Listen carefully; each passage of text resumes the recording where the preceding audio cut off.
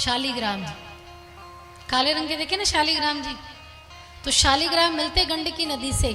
इतना प्रभाव है गंडकी नदी का कि आप एक तुलसी आपका भाग्य निर्धारित कर देती गंडकी नदी।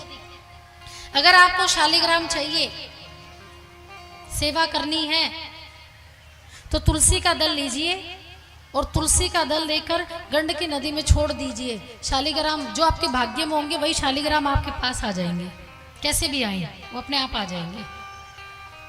इतना प्रभाव है गंडकी नदी का।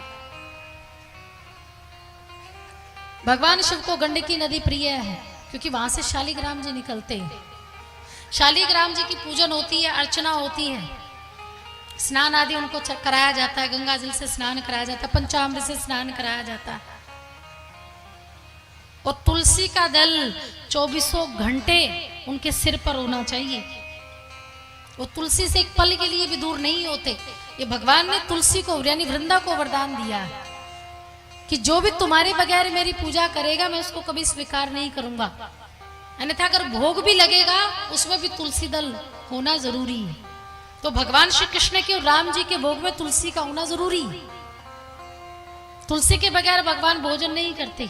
तो ये वृंदा को वरदान दिया है और उसी वृंदा के मध्य रहकर भगवान ने वृंदावन की भूमि में लीला भी की है। तो उसी वृंदा के नाम से, क्योंकि तुलसी है, जहां आप जाते हैं ना वृंदावन, वहां तुलसी के बड़े बड़े वृक्ष हैं, इसलिए उस स्थान का नाम क्या पड़ा है, वृंदावन। तो तुलसी जो है महाराज, ये हमेशा शालिग्राम जी के ऊपर सदैव टिकी रहनी चाहिए। और शालिग्राम जी पर सफेद चावल नहीं चढ़ता। चावल चढ़ेगा तो पीला चावल चढ़ता है, उसको रंगिए, खाने वाला जो पीला रंग होता है ना उसको रंगिए, फिर चावल चढ़ाइए।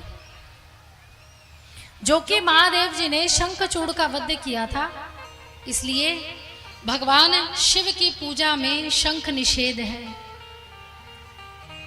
भगवान शिव की पूजा में शंख निषेध है। भगवान शिव के मंदिर में कभी भी शंख नहीं होना चाहिए और ना ही भगवान शिव को कभी शंख से जलाभिषेक करना चाहिए। भूल कर भी भगवान शिव के मंदिर में शंख नहीं बजाना चाहिए। ये नियम है, क्योंकि भगवान शिव ने शंखासुर का क्या किया था, वध किया था।